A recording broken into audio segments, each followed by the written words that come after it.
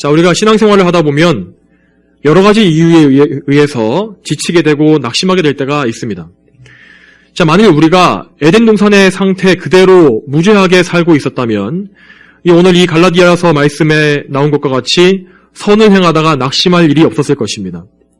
선을 행하는 것이 항상 새롭고 즐거우며 항상 상쾌하고 언제나 좋은 상태에서 열심으로 하나님을 섬길 수가 있었을 것입니다. 자, 그러나 우리는 그런 상황이나 그런 때를 경험해보지 못했습니다. 우리의 첫 선조인 아담이 처음으로 범죄한 이후에 죄가 세상에 들어왔고 우리 모두는 죄 때문에 타락하고 망가져버린 어두운 세상에 살게 되었고 또한 우리 자신도 이 성도이지만 옛사람의 본성을 가지고 있기 때문에 선을 행하다가도 낙심하게 되는 것, 이런 것들은 너무나 흔하게 벌어지는 일인 것입니다.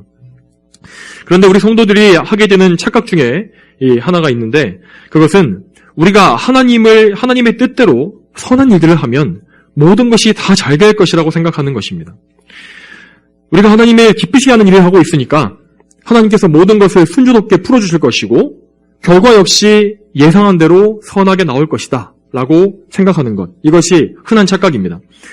그러나 우리가 실제로 경험적으로 하나님의 말씀을 따라서 선한 일들을 행할 때에 살다 보면 오히려 훨씬 더 많은 장애물들을 만나게 되고 방해가 있고 또 때로는 심지어 예상과 전혀 반대가 되는 결과가 나와서 크게 실망하게 되는 경우가 많습니다. 그러나 앞서 말씀드린 것처럼 선한 일이 방해받고 또한 실패하는 것은 죄로 가득한 이 세상에서는 너무나 당연합니다.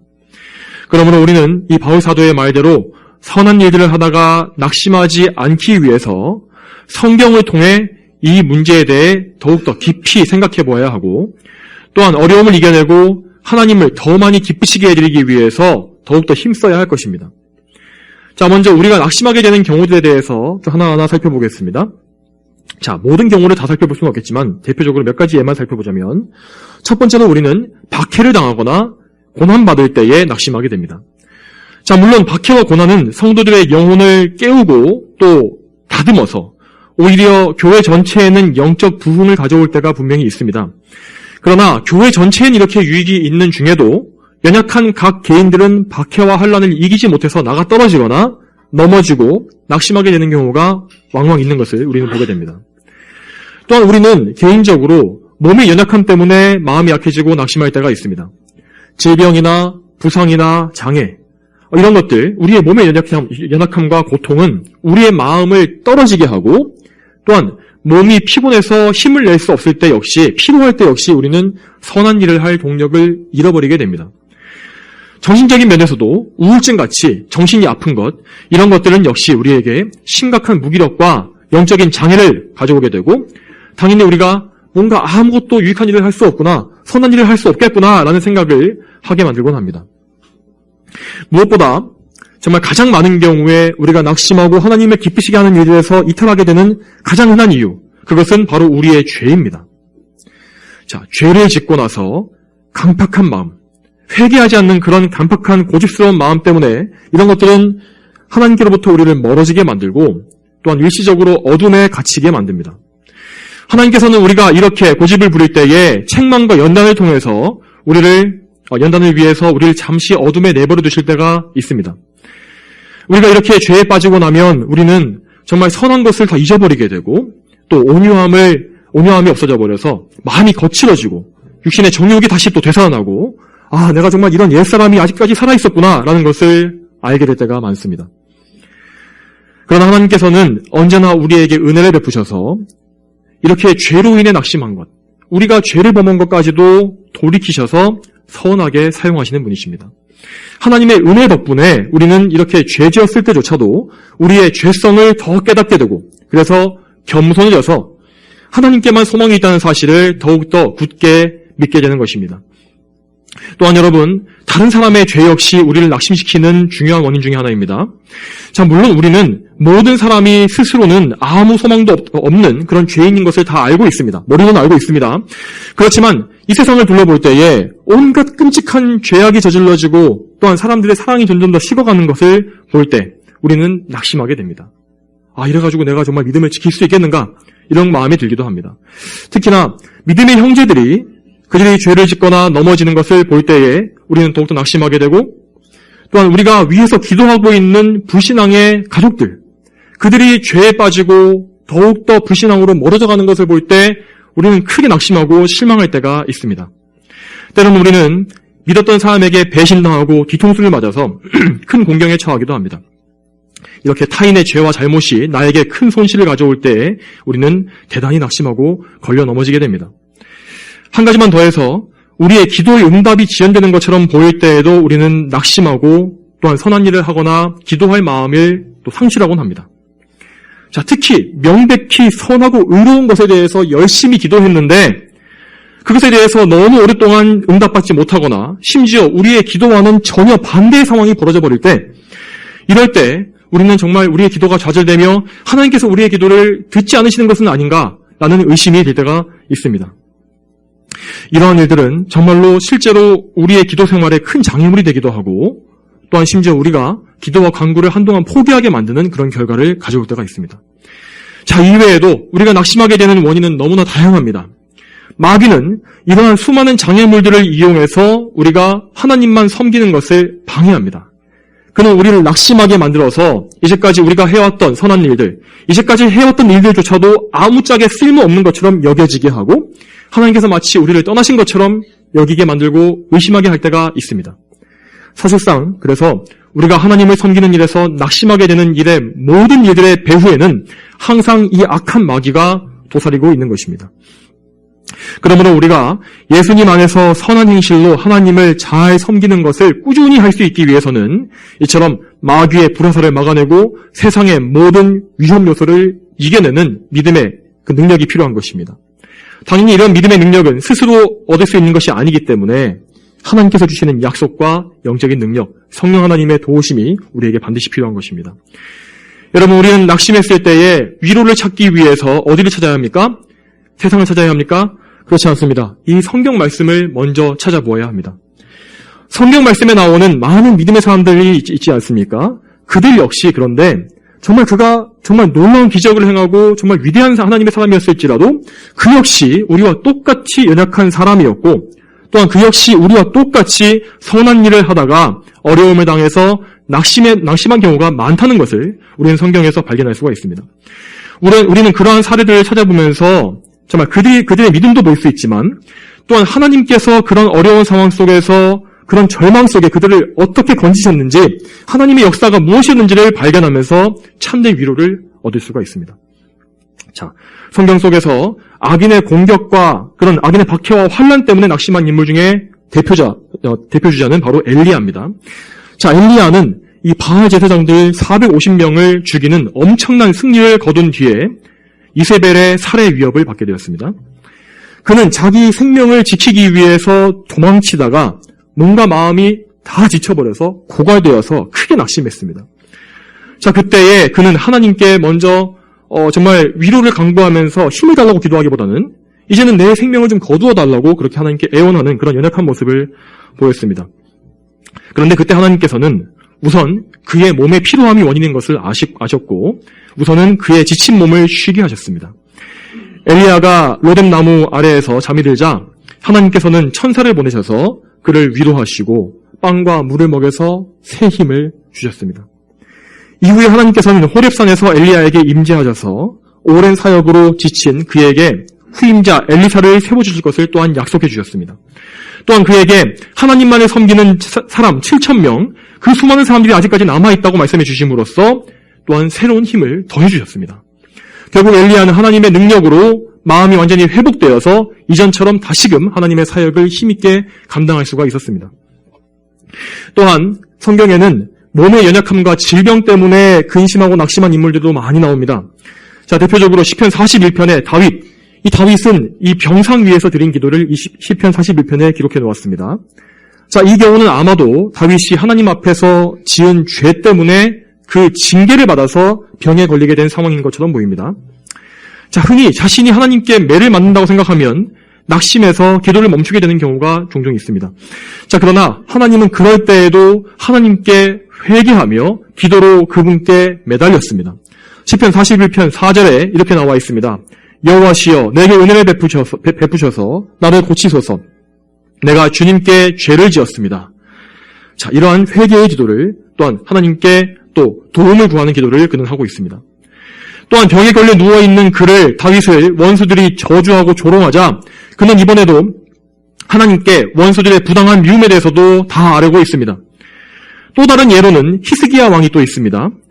히스기야 왕은 죽을 병이 들었었고 심지어 이사야 선지자를 통해서 네가 살지 못하고 죽을 것이니 너희 집을 정리하여라 라는 무시무시한 예언까지 들은 바 있었습니다.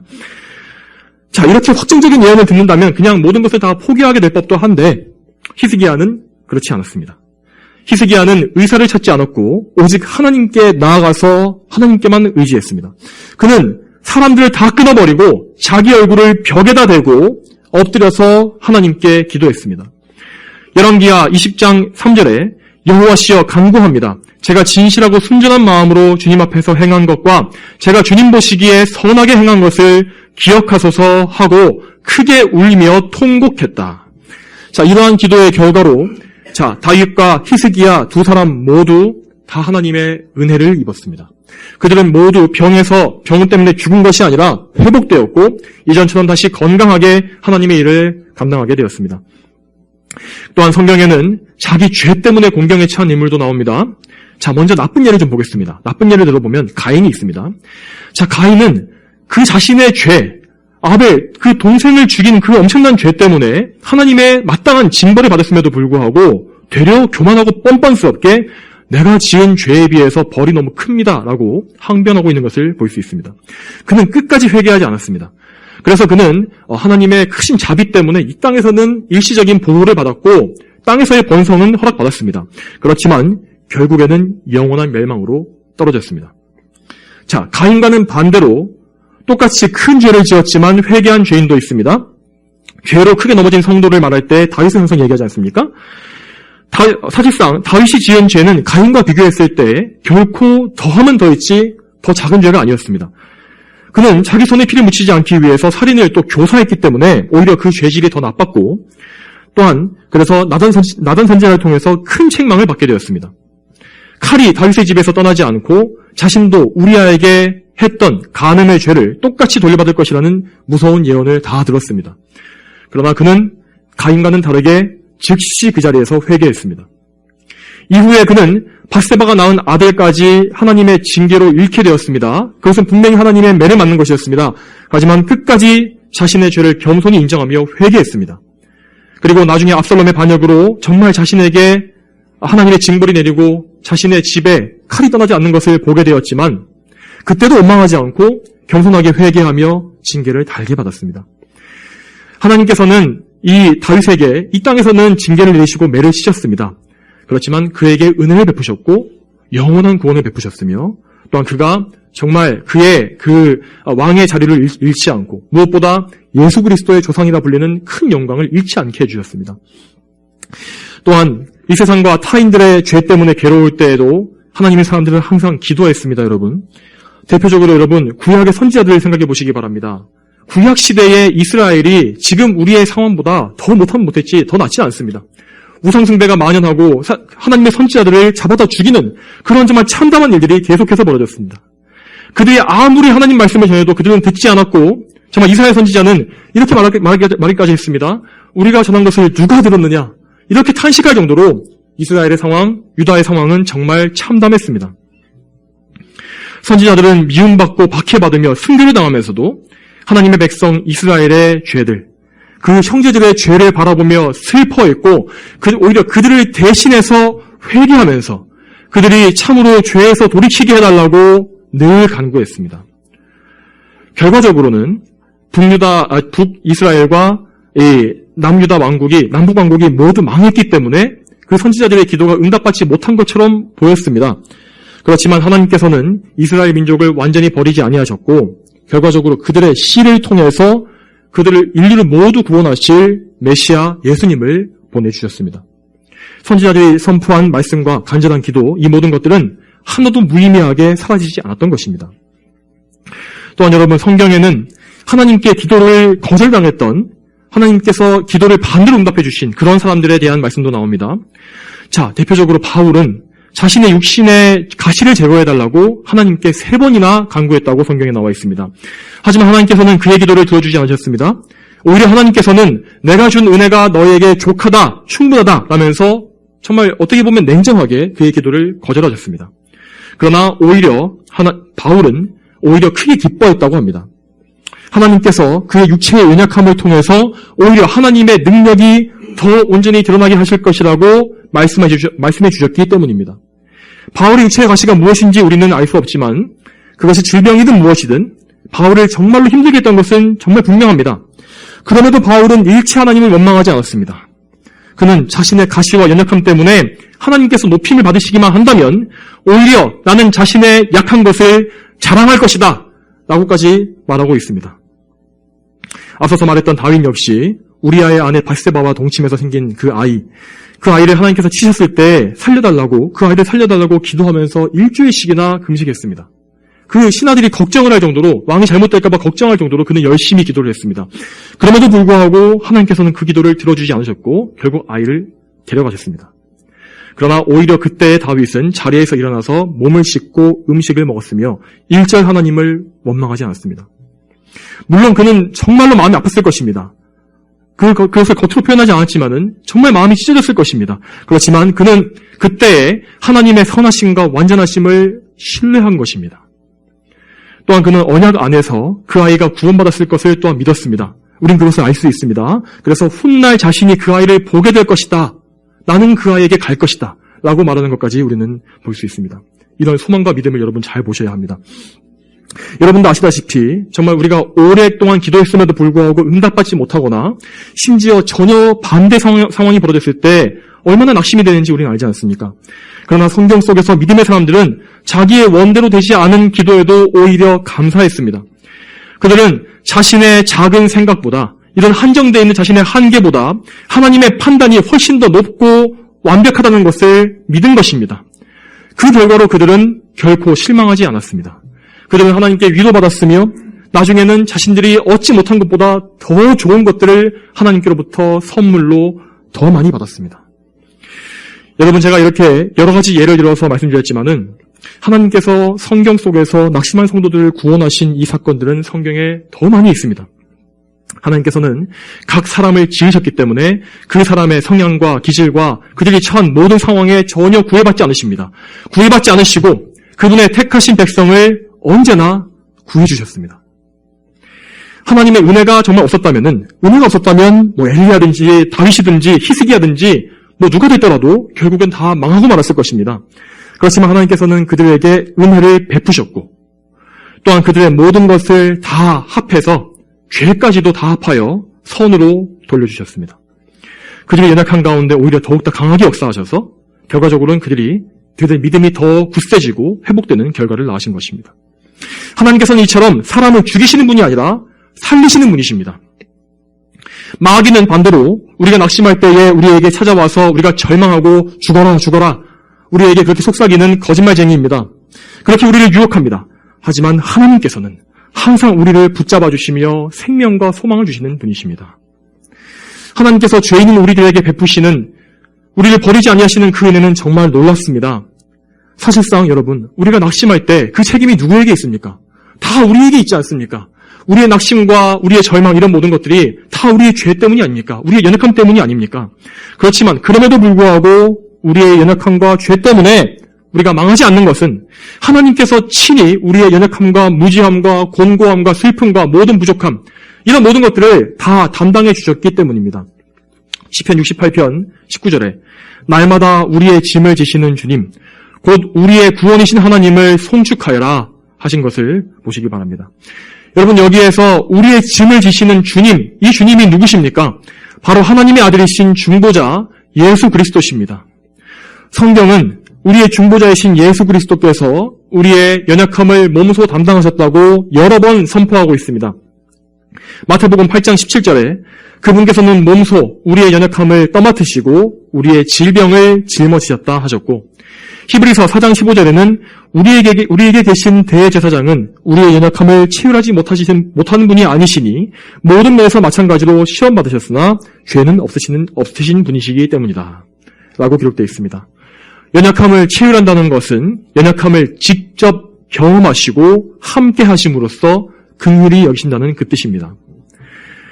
여러분이 당할 수 있는 모든 고난들, 인생의 모든 어려움과 모든 극심한 외로움과 힘든 것들, 그런 모든 것들 다 예수님께서 겪어보지 못하셔서 모르시는 것은 하나도 없습니다. 그러므로 우리는 모든 상황 속에서 어떠한 경우에라도 우리 예수님을 바라보아야만 합니다. 예수님께서 당하신 모든 고난, 그분께서 33년간 이 땅에 사시면서 당하신 그 모든 고난들은 다 우리의 약함을 짊어지시기 위해 받으신 것이었습니다.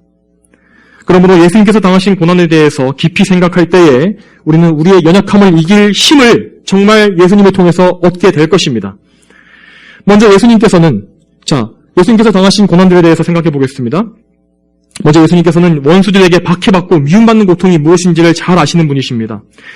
예수님은 정말 평생에 수많은 대적자들과 원수들의 공격을 항상 받으셨습니다. 어딜 가나 예수님의 흠을 잡으려는 대적자들이 넘쳐났습니다. 그럼에도 불구하고 예수님은 한 번도 용기를 잃지 않으셨고 담대히 원수들과 맞서 싸우셨습니다. 예수님은 앞서 오전에서 말씀드렸듯이 원수 마귀의 공격과 박해를 능히 싸워 이기신 분이십니다. 우리의 주인이신 예수님께서 마귀를 이기시고 그의 머리를 상하게 하셨기 때문에 우리 역시 마귀와의 싸움에서 이길 힘을 얻을 수가 있는 것입니다. 또한 여러분에게 육체의 가시가 있습니까? 그 육체의 어려움과 연약함도 예수님은 다 알고 계십니다. 자, 여러분 오전 설교에서 말씀드렸던 것처럼 예수님은 광야에서 40일간이나 먹지도 마시지도 않으시고 금식하셨고, 그래서 심히 굶주리고 연약한 가운데 또 영적으로도 마귀의 시험 받으심으로 말미암아 큰 어려움을 겪으셨습니다. 또한 예수님도 우리와 똑같이 피곤함도 다 겪으셨는데 그분은 사역 중에 어찌나 피곤하셨던지 폭풍이 몰아치던 것도 모른 채로 배 위에서 주무신 적까지 있을 정도였습니다. 또한 여러분, 그분께서 십자가 위에서 당하신 육신의 고통이 어떤 것이었습니까? 채찍에 맞아서 온몸의 가죽이 너덜너덜해지고 가시관이 씌워졌으며 손발이 못 박혔고 극심한 탈수 증상과 호흡 곤란과 온갖 당할 수 있는 끔찍한 육신의 고통이란 고통은 다 겪어보셨습니다. 그런 일을 당하신 예수님께서 우리가 어떤 질병을 겪은들, 어떤 육신의 고통을 당한들, 어떤 정신의 피로함과 아픔을 당한들 그것을 모르셔서 공감하지 못하시고 긍휼히 여기지 못하시는 것이 있을 수 있겠습니까? 예수님께서 우리의 모든 고통을 담당하시고 그것을 능히 참으셨기 때문에 우리 역시 어떤 고통을 당한다 할지라도 그것 때문에 망하지는 않을 것입니다. 그러므로 육신의 고통이 있으신 분들 모두 다 항상 우리 주 예수님을 바라보시기 바랍니다. 예수님은 또한 이 땅에 계실 때에 기도를 응답받지 못하신 고통 역시 다 겪어보신 분이십니다. 물론 예수님께서 하나님의 뜻을 모르셨다거나 혹은 잘못된 기도를 해서 응답받지 못하신 적은 한 번도 없습니다.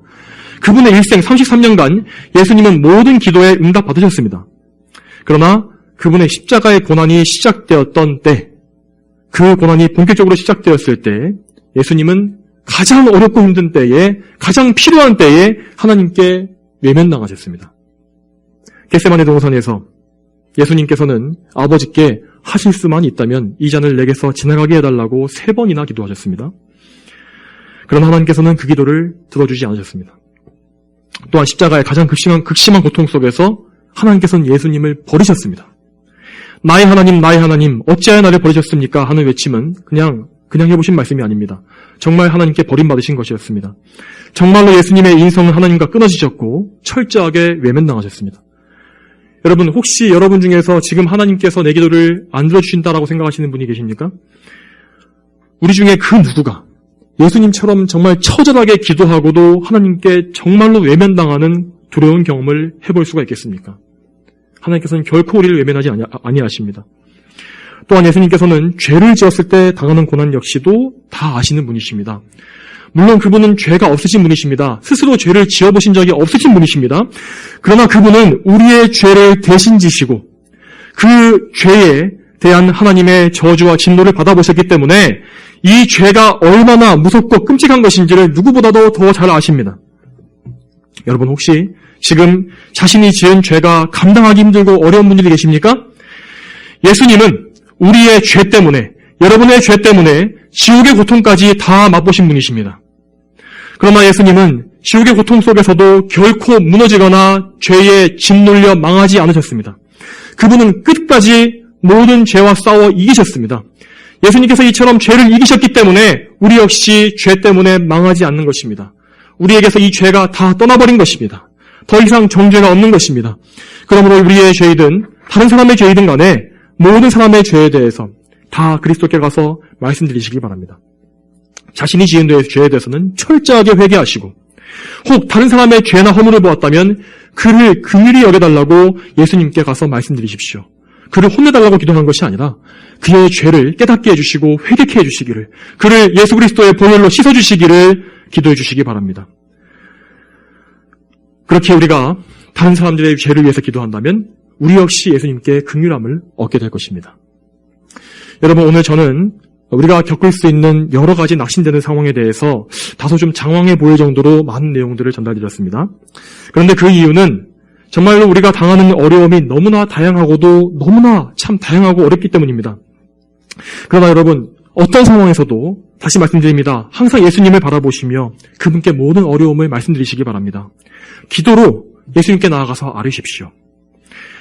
혹시 기도하다가 너무 지쳐서 잠들 것 같습니까? 혹시 좀 졸려오실 때가 있지 않습니까? 기도하다 잠들더라도 예수님 앞에서 잠든다면 그것이 여러분에게 또한 복이 될 것입니다. 엘리야가 로뎀나무 아래에서 지쳐 잠들었을 때 위로받았듯이 예수님의 십자가 그늘 밑에 피해서 거기서 기도하다 잠든 사람, 그런 믿음의 사람들, 그런 사람들 역시 하나님의 위로를 받을 때가 분명히 있습니다. 자, 오늘 읽은 갈라디아서 6장 9절의 말씀을 다시 한번 보겠습니다. 우리가 선을 행하다가 낙심하지 말자. 지쳐 포기하지 않으면 때가 되면 거두게 될 것이다. 바울 사도는 분명히 하나님의 약속을 전했습니다. 이것은 하나님의 약속입니다. 지쳐 포기하지 말아라.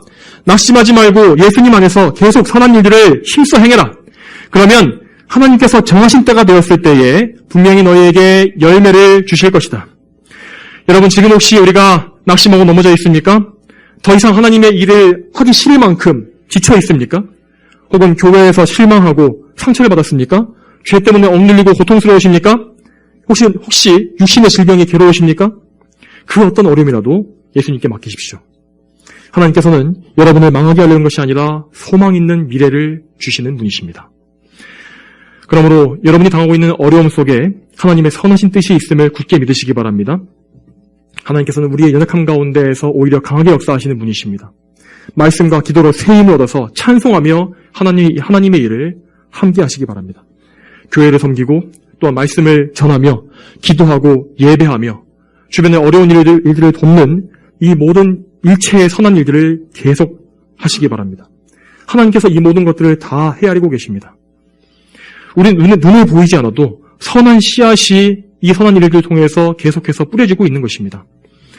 하나님께서는 우리가 보지 못하는 사이에 역사하셔서 우리의 모든 선한 일들이 다 열매 맺게 하시고 또한 우리가 풍성한 수확을 거두게 하실 것입니다.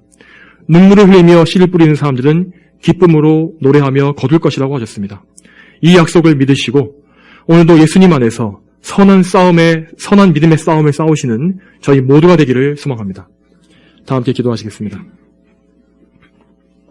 거룩하신 아버지 하나님, 오늘도 하나님의 은혜 가운데에서 이렇게 예배를 모두 다 마치고 하나님 말씀을 또 듣게 해주시니 감사드립니다.